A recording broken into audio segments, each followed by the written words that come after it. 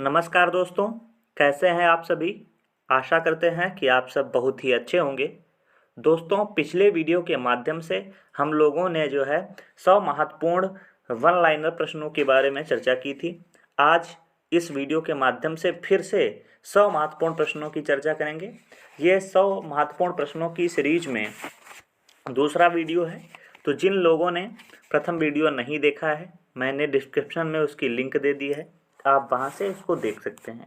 तो आइए बिना किसी देरी के आइए शुरू करते हैं। जैसा कि आपके स्क्रीन पर पहला प्रश्न है, रथ यात्रा का उत्सव कहाँ आयोजित किया जाता है। तो इसका सही जवाब है पुरी। पुरी में जो है रथ यात्रा का उत्सव शुरू किया जाता है या आयोजित किया जाता है। प्रश्न संख्या दूसरा है कि पुरी रथ यात्रा के किस भगवान के सम्मान में निकाली जाती है। तो जो पुरी रथ यात्रा है वो किस भगवान के सम्मान में निकाली जाती है। तो भगवान जगन्नाथ के।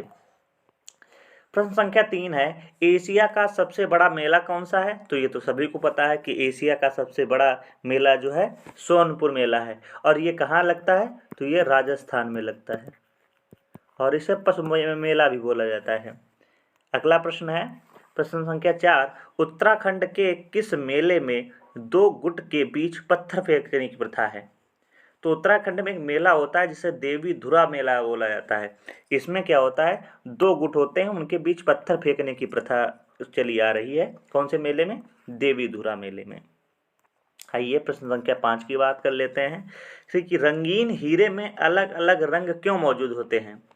तो रंगीन हीरा आपने अगर देखा होगा या कहीं फिल्म में देखा होगा या किसी तस्वीर में देखा होगा, तो उसमें रंगीन बहुत जो है कह सकते हो रंगीन तरीके से वो दिखाई पड़ता है। तो वो किस कारण होता है। तो अशुद्धियों के कारण होता है। प्रश्न संख्या 6 है, किस राज्य के शासक को अंग्रेजों ने कुशासन के बहाने सत्ता से हटा दिया था। तो इसका सही जवाब है अवध। आपने देखा होगा कि अवध के नवाब हुआ करते थे, और उसमें फिर हड़प नीति के माध्यम से कुशासन का आरोप लगाकर उनसे जो है क्षेत्र जो है छीन लिया गया था वाजिद अली शाह से। प्रश्न संख्या 7 है, सत्यजीत रे का संबंध किस क्षेत्र से है। आपने देखा होगा सत्यजीत रे जो है अवार्ड भी है, वो किस क्षेत्र में है। निर्देशन के क्षेत्र में है, तो फिल्म निर्देशन से संबंधित है सत्यजीत रे। प्रश्न संख्या 8 है, काले धन के उन्मूलन के लिए सुझाव देने के लिए किस समिति का गठन किया गया।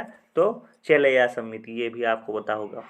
प्रश्न संख्या 9 है, यूएन में संयुक्त राष्ट्र व्यापार और विकास सम्मेलन की स्थापना किस वर्ष की थी। 1964 में। प्रश्न संख्या 10 है, किन भौतिक मात्राओं के आयाम एक समान है। संवेग और आवेग के, इनकी जो मात्रा है वो समान है। अगला है प्रश्न संख्या 11, भारत छोड़ो आंदोलन कहाँ से शुरू हुआ था। बॉम्बे से। और अगर आप बात करें भारत छोड़ो आंदोलन शुरू कब हुआ था, तो 1942 की तरफ शुरू हुआ था। आइए प्रश्न संख्या 12 की बात कर लेते हैं। देखो आ ही गया कि भारत छोड़ो आंदोलन कब शुरू हुआ था। तो 8 अगस्त 1942 को भारत छोड़ो आंदोलन शुरू हुआ था। और किसने शुरू किया था। तो गांधी जी ने जो है असहयोग आंदोलन शुरू किया था। प्रश्न संख्या 13 है कि मकर रेखा और भूमध्य रेखा दोनों किन देश से होकर गुजरती हैं। तो अगर देश कहा जाए तो ब्राजील हो जाएगा। कौन सा हो जाएगा, ब्राजील। आइए आगे बात करते हैं, किस पौधे को जीवित जीवाश्म कहा जाता है। तो किस पौधे को जीवित जीवाश्म कहा जाता है। तो गिंगको। क्या है, गिंगको को जो है जीवित जीवाश्म कहा जाता है। आइए प्रश्न संख्या 15 है कि संविधान सभा ने संविधान को पारित करने में कितना समय लिया था। तो 2 वर्ष 11 माह 18 दिन, या कह सकते हो लगभग में 3 वर्ष लगा है। प्रश्न संख्या 16 देखते हैं कि काराकोरम राजमार्ग किन 2 देशों को जोड़ता है। तो काराकोरम राजमार्ग जो है चीन और पाकिस्तान को जोड़ता है। दोस्तों, यदि वीडियो आपको अच्छा लग रहा है तो चैनल को सब्सक्राइब जरूर करिएगा, और अगर आपका मन हो तो आप जो है दोस्तों को शेयर भी कर सकते हैं कि यहाँ पे कितने अच्छे तरीके से वन लाइनर प्रश्न कराए जा रहे हैं। प्रश्न संख्या 17 है, किस भारतीय क्रांतिकारी ने आज़ाद हिंद फौज को बढ़ाने में सुभाष चंद्र बोस की मदद की थी? तो किसका जवाब क्या हो जाएगा? रास बिहारी बोस।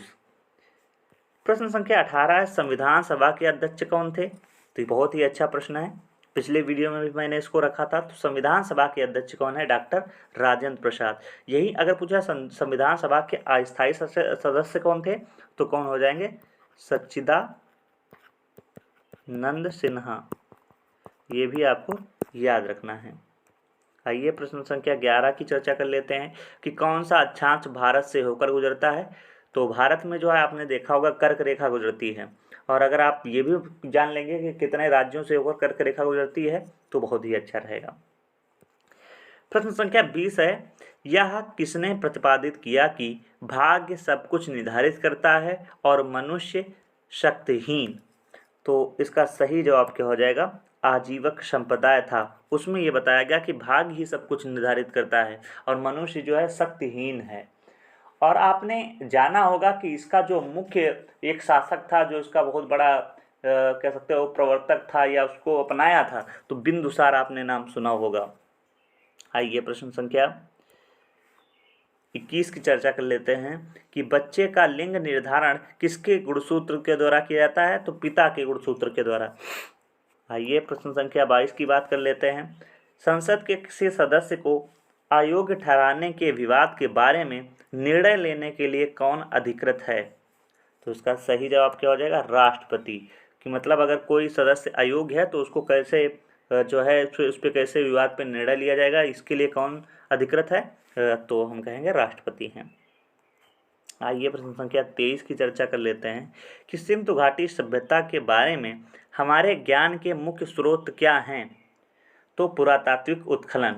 आपने देखा होगा कि बहुत सी जगह खुदाई की गई, वहीं से हमें पता चलता है कि कोई जो है एक सभ्यता रही थी, वो कौन सी? सिंधु घाटी सभ्यता।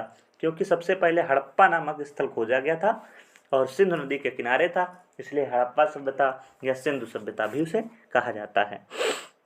आइए प्रश्न संख्या 24 देखते हैं कि राष्ट्रीय मानव एकता दिवस कब मनाया जाता है? देखो, एकता दिवस अगर आया होता सिर्फ तो हम क्या बताते? 31 अक्टूबर।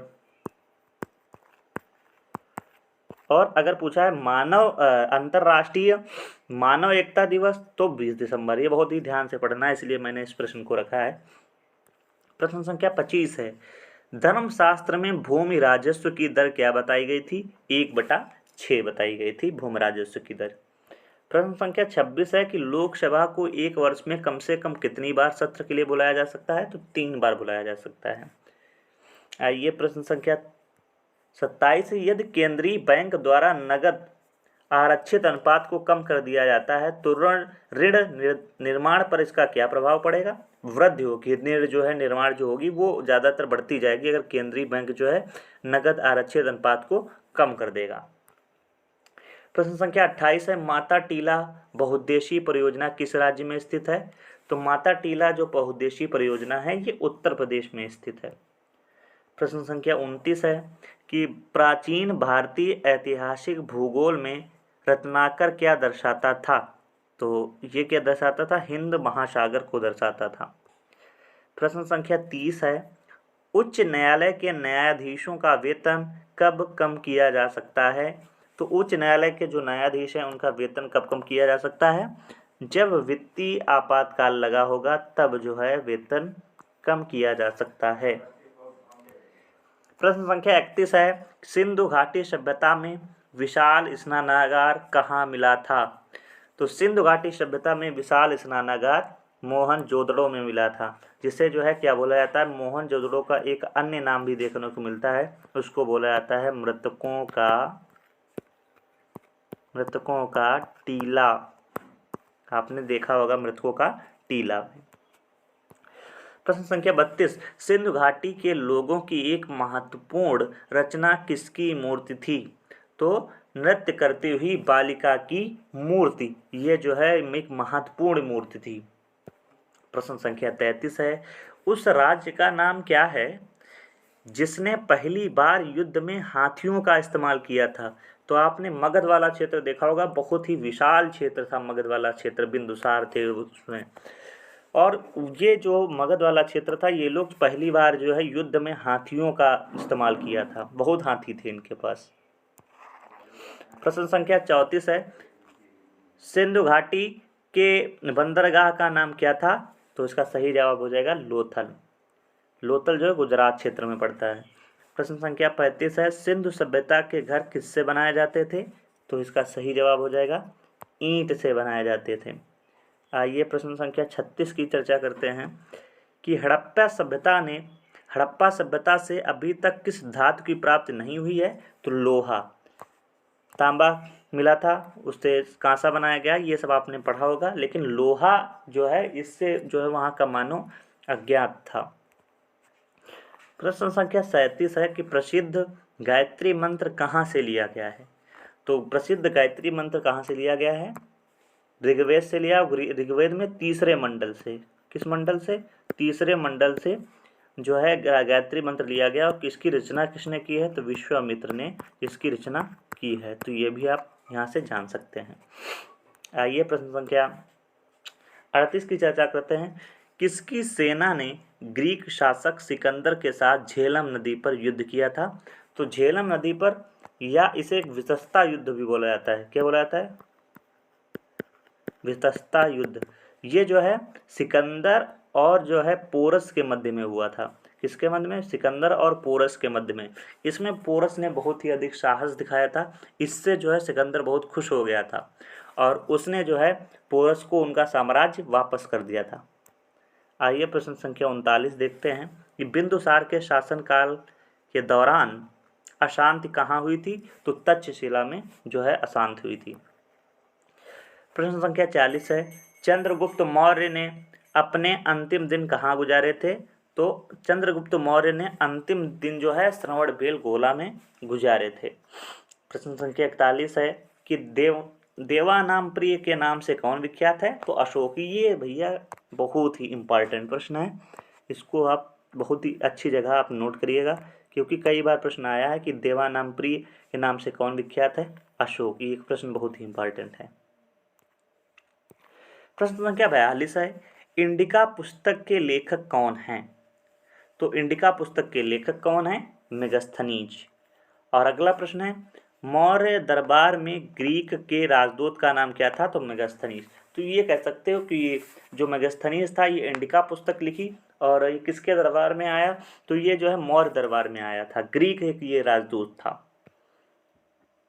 प्रश्न संख्या 44 है, सम्राट अशोक ने किस बौद्ध साधु से प्रभावित होकर बौद्ध धर्म अपनाया था? तो किस जो है बौद्ध साधु? तो उपगुप्त। और आपको पता होगा कि यही जो बौद्ध जो भिक्षुक थे जिन्होंने जो है अशोक को जो है बौद्ध धर्म अपनाया था, उपगुप्त नाम इनका है। प्रश्न संख्या 45 है, अर्थशास्त्र के लेखक चाणक्य किससे समकालीन थे? तो अर्थशास्त्र के लेखक जो चाणक्य रहे हैं ये किसके समकालीन थे? तो चंद्रगुप्त मौर्य के जो है समकालीन थे। प्रश्न संख्या 46, किस प्रसिद्ध शासक को शिलालेखों का जनक कहा जाता है? अशोक। और अशोक के शिलालेखों का सबसे पहले पढ़ने का प्रयास किसने किया था? अगर पूछ लिया जाए तो इसका जवाब हो जाएगा जेम्स प्रिंसेप। कौन हो जाएगा? जेम्स प्रिंसेप ने जो है सबसे पहले अशोक के शिलालेखों को पढ़ने का प्रयास किया था। प्रश्न संख्या 47 है, अशोक के शिलालेखों को पढ़ने का प्रयास प्रथम अंग्रेज किसने किया था? James Prinsep. आ भी गया प्रश्न। प्रश्न संख्या 48 है, मगध के किस राजा ने राज्य के लालच में अपने पिता की मृत्यु कर दी थी? अजातशत्रु।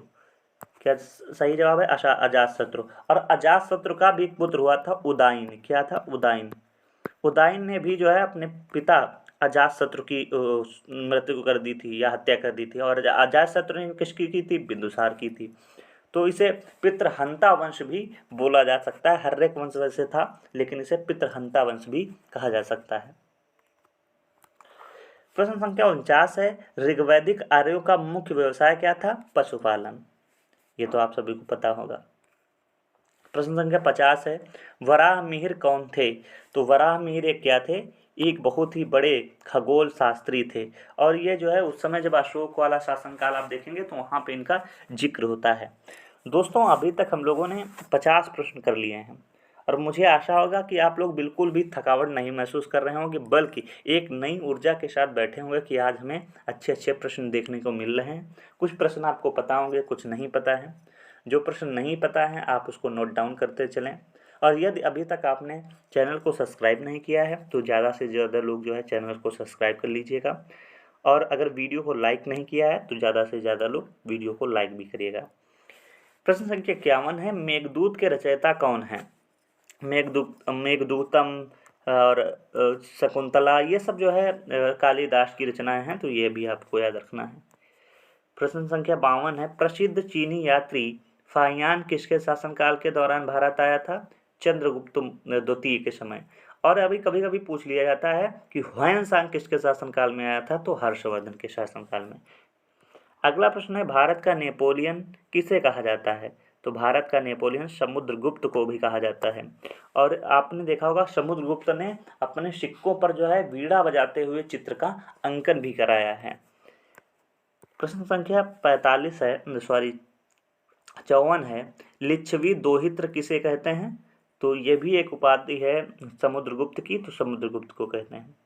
प्रश्न संख्या 55 है, विक्रमादित्य के नाम से किसे जाना जाता है? तो चंद्रगुप्त द्वितीय को विक्रमादित्य के नाम से जाना जाता है। प्रश्न संख्या 56 है, मौर्य वंश के तत्काल के बाद किस वंश ने आकर राज किया? तो मौर्य वंश जैसे ही समाप्त हुआ था उसके बाद में शुंग वंश शुरू हो गया था। प्रश्न संख्या 57 है, मोहनजोदड़ो में सबसे बड़ा भवन कौन सा था? तो धन्यागार, जो विशाल धन्यागार मिला था वो सबसे बड़ा भवन था। प्रश्न संख्या 58, कांस्य से बनी नर्तकी की मूर्ति कहाँ से प्राप्त हुई? तो ये कांस्य से बनी नर्तकी की मूर्ति जो मूर्ति है ये जो है मोहनजोदड़ो से मिली है। प्रश्न संख्या 59 है, कि सिंधु घाटी के लोगों ने सबसे पहले किस फसल का उत्पादन किया था? तो ये तो आप सभी को पता होगा, कपास। प्रश्न संख्या 60 है, बिंबिसार किस धर्म का अनुयायी था? तो बौद्ध धर्म का। प्रश्न संख्या 61 है, मौर्य वंश की प्रचलित मुद्रा क्या थी? तो मौर्य वंश की प्रचलित मुद्रा पण थी। ये कई बार प्रश्न पूछा गया है, ये भी बहुत इंपॉर्टेंट है। प्रश्न संख्या 62 है, चंद्रगुप्त मौर्य ने अपने जीवन के अंतिम समय में किस धर्म को स्वीकार किया था? जैन धर्म को स्वीकार किया था। प्रश्न संख्या 63 है, कि भारत में वेदों की संख्या कितनी है? 4 है। कौन कौन से है? ऋग्वेद, यजुर्वेद, सामवेद और अथर्ववेद। और वेद का अर्थ अगर पूछा जाएगा क्या है, तो वेद का शाब्दिक अर्थ होता है ज्ञान। और सबसे प्राचीनतम वेद कौन सा है? तो ऋग्वेद है। और सबसे नवीनतम वेद कौन है? अथर्ववेद। आइए प्रश्न संख्या 66 की चर्चा कर लेते हैं, कि संस्कृत भाषा का जनक किस वेद को माना जाता है? तो ऋग्वेद को। प्रश्न संख्या 67 है, भारतीय संगीत का जनक किस वेद को माना जाता है? तो सामवेद को। प्रश्न संख्या 68, राजतरंगिणी पुस्तक के लेखक कौन है? तो कल्हड़ है। कौन है? कल्हड़। प्रश्न संख्या 69 है, कि अंतर्राष्ट्रीय जैव विविधता दिवस किस तिथि को मनाया जाता है? तो हर साल जो है अंतर्राष्ट्रीय जैव विविधता दिवस ये कब मनाया जाता है? तो 22 मई। देखो आपने एक तारीख सुनी होगी 22 अप्रैल। 22 अप्रैल को क्या होता है? पृथ्वी दिवस होता है। ये भी आपको याद रखना है। और यही अगर एक और चीज़ याद रख सकें, 22 मार्च तो क्या होता है? जल दिवस होता है। तो ये भी आपको याद रखना। तो 3 22 है, 22 मार्च, 22 अप्रैल, 22 मई, तीनों आपको याद रखना है। प्रश्न संख्या 17 है, कि भारत में राष्ट्रीय मताधिकार दिवस किस दिन मनाया जाता है? तो 25 जनवरी को। और 24 जनवरी को बालिका दिवस मनाया जाता है। ये भी आपको याद रखना है। प्रश्न संख्या 71 है, कि देवताल झील किस राज्य में है? तो जितनी आपने देखा होगा ताल वाली झीलें आएंगी कुछ छोड़ के, वो सब किस में है? उत्तराखंड में है। भारत की सबसे लंबी नदी कौन सी है? सॉरी, सबसे लंबी नदी नहीं, भारत की सबसे लंबी झील कौन सी है? तो कौन सी हो जाएगा? वेम्बनाड झील। कहाँ है? केरल वाले क्षेत्र में पड़ती है वेम्बनाड झील। अगला प्रश्न है, ईडन गार्डन स्टेडियम कहाँ स्थित है? तो ईडन गार्डन स्टेडियम कोलकाता में स्थित है। प्रश्न संख्या 74 है, कि डेनमार्क की आधिकारिक मुद्रा क्या है? क्रोन। क्या है? क्रोन। अगला प्रश्न है, विश्व पृथ्वी दिवस कब मनाया जाता है? अभी मैंने था 22/3 याद रखना है। 22 मार्च जल दिवस, 22 अप्रैल पृथ्वी दिवस, और 22 अभी आपने पढ़ा था मई जैव विविधता दिवस। तो यहाँ पे देखो आया विश्व पृथ्वी दिवस 22 अप्रैल। प्रश्न संख्या 76 है, भारत में प्रत्येक वर्ष राष्ट्रीय उपभोक्ता दिवस कब मनाया जाता है? तो 24 दिसंबर। यही भी बहुत जो है कई बार पूछा गया है, तो कि राष्ट्रीय उपभोक्ता दिवस 24 दिसंबर। अगला प्रश्न है, देखते हैं, एशिया की सबसे बड़ी नदी कौन सी है? तो एशिया की सबसे बड़ी नदी यांगटीसी नदी है। और यही अगर पूछ लिया जाता विश्व की सबसे बड़ी नदी कौन सी है, अगर विश्व की बात करेंगे तो सबसे बड़ी नदी कौन सी हो जाएगी? नील नदी। कौन सी नदी? नील नदी। और यही अगर बात की जाएगी भारत की सबसे बड़ी नदी कौन सी है, तो गंगा नदी। गंगा नदी। ये आपको तीनों याद रखना है। अगर एशिया की सबसे बड़ी नदी पूछा जाएगा तो हम बताएंगे यांगटीसी, विश्व की सबसे बड़ी नदी नील नदी, भारत की सबसे बड़ी नदी तो गंगा नदी। प्रश्न संख्या 78 है कि अंडमान निकोबार द्वीप समूह की सबसे ऊंची चोटी कौन सी है? तो अंडमान निकोबार जो द्वीप है, आप देखेंगे भारत के जो दक्षिणतम भाग में पड़ती है, वहाँ पे जो है सैंडल पीक जो है वो अंडमान निकोबार द्वीप समूह की सबसे ऊंची चोटी है।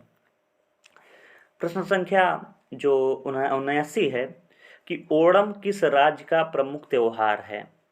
तो ओणम जो है ये केरल का प्रमुख त्योहार है। ये भी कई बार प्रश्न बना है परीक्षाओं में, तो आप भी इसको इम्पॉर्टेंट प्रश्न की कैटेगरी में रख सकते हैं। वैसे तो दोस्तों ये सभी प्रश्न बहुत ही महत्वपूर्ण मैंने रखे हैं। ये कह सकते हो किसी ना किसी पेपर में आए हैं या आगे आने की संभावना है। तो आप बहुत ही अच्छे तरीके से अगर जो प्रश्न आपको नहीं पता है नोट डाउन जरूर करते जाएं। आइए प्रश्न संख्या 80 की चर्चा करते हैं। लोसांग उत्सव कहाँ मनाया जाता है? सिक्किम में। ओणम कहाँ था? तो केरल में। प्रश्न संख्या 81 है, मध्य प्रदेश में कुंभ मेला कहाँ लगता है? तो उज्जैन में। अच्छा आप बताएं, आपने देखा कि एक जगह उज्जैन में लगता है, एक जगह प्रयाग में राज्य में लगता है, और किन स्थानों पर जो है कुंभ मेला लगता है? आप कमेंट बॉक्स में जरूर बताइए। कुल कितनी जगह जो है कुंभ मेला लगता है ये भी बताइए। कितने वर्ष में होता है? 12 वर्ष में कुंभ मेला एक बार होता है। प्रश्न संख्या 82 है, कौन सा वार्षिक मेला ऊंट के व्यापार के लिए प्रसिद्ध है? तो इसका सही जवाब हो जाएगा पुष्कर मेला।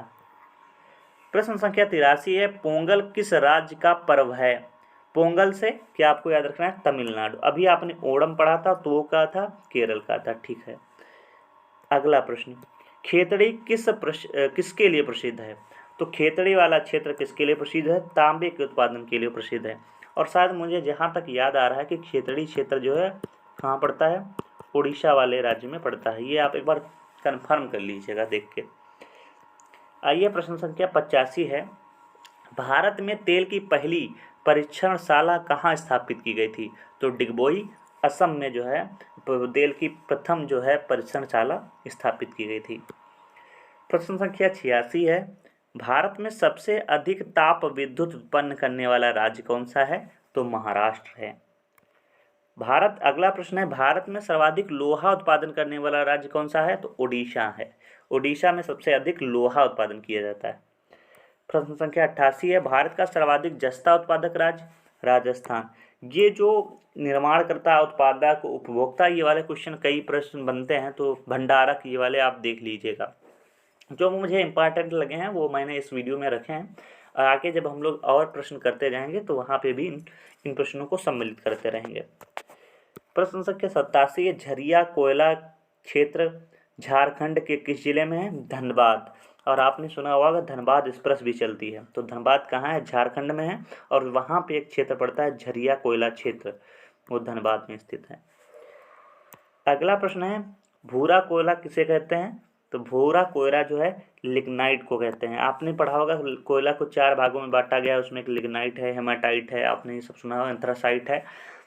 तो इसी में अगला प्रश्न बनता है कि सबसे उच्च कोटि का कोयला कौन सा होता है? एंथ्रासाइट होता है। अगला प्रश्न देखते हैं। प्रश्न संख्या 90, किस बंदरगाह को पूर्वी भारत का प्रवेश द्वार कहा जाता है? तो हल्दिया बंदरगाह को जो है भारत का प्रवेश द्वार कहा जाता है। आप सब कमेंट में बॉक्स में बताइए कि हल्दिया बंदरगाह आखिरकार है कहाँ। प्रश्न संख्या 91 है, हीरा कुंड बांध किस नदी पर निर्मित है? तो इसका सही जवाब हो जाएगा हीराकुंड जो बांध है वो महानदी पर स्थित है, और महानदी कहाँ है? तो उड़ीसा में है। अगला प्रश्न है फीफा का मुख्यालय कहाँ स्थित है? तो स्विट्जरलैंड में। ये जो ज्यूरिख लिखा है ये ऑप्शन में नहीं आता है, ज़्यादातर ऑप्शन में क्या आता है? स्विट्जरलैंड आता है, तो स्विट्जरलैंड आपको याद रखना है। प्रश्न संख्या 93 है न्यू डेवलपमेंट बैंक या एनडीबी का मुख्यालय कहाँ है? संघाई चीन में है। प्रश्न संख्या 94 संयुक्त राष्ट्र संघ या यूएनओ की स्थापना कब हुई थी? तो 24 अक्टूबर 1945 को। और इसका अगर मुख्यालय पूछ लिया जाएगा यूएनओ का मुख्यालय, तो कहाँ है? न्यूयॉर्क में। न्यूयॉर्क ये मुख्यालय है। अगला प्रश्न है भारत का सबसे ऊंचा हवाई अड्डा कौन सा है? तो आप सभी को पता है कि भारत का ऊंचा क्षेत्र ही जो है कहाँ पे है? जम्मू कश्मीर वाले लेह वाले क्षेत्र में है, और वहीं पे एक हवाई अड्डा है कुकोश बकुला रिपोचे एयरपोर्ट। ये जो है भारत का सबसे ऊंचा हवाई अड्डा है। आइए प्रश्न संख्या 96 की बात करते हैं कि जादू घोड़ा का संबंध किससे है? तो जादू घोड़ा का संबंध जो है यूरेनियम खनन से है।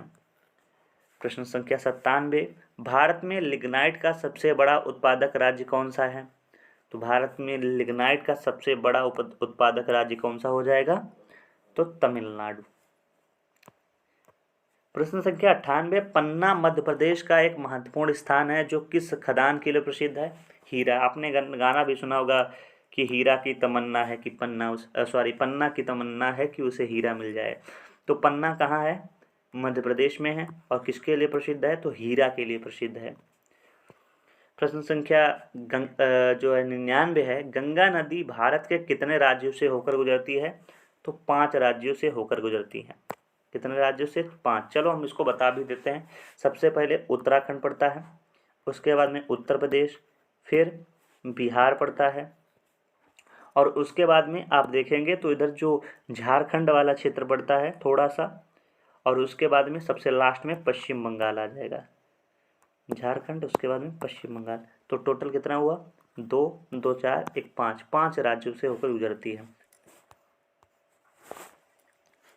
आज का अंतिम प्रश्न है बिहार का शोक किस नदी को कहा जाता है? तो बिहार का शोक किस नदी को कहा जाता है? कोसी नदी को कहा जाता है। तो दोस्तों आज हम लोगों ने फिर से 100 महत्वपूर्ण प्रश्न किए हैं, और मुझे उम्मीद है आपको सभी प्रश्न बहुत ही अच्छे लगे होंगे। कुछ प्रश्न जो आपको नहीं पता होंगे आपने नोट डाउन भी किए होंगे। दोस्तों अगर आपको वीडियो अच्छा लगा है और आप इस तरीके से और वीडियो चाहते हैं तो चैनल को सब्सक्राइब कीजिएगा, वीडियो को लाइक कीजिएगा, और ज़्यादा से ज़्यादा साथियों को जोड़िएगा, जिससे कि मुझे भी एक प्रोत्साहन मिलेगा और मैं और एक अच्छी एनर्जी के साथ, नए उत्साह के साथ आपके साथ जुड़ूंगा। तो दोस्तों आप सब वीडियो के लास्ट तक जुड़े रहें, उसके लिए आपका बहुत बहुत धन्यवाद। जय हिंद, जय भारत, आपका दिन शुभ हो।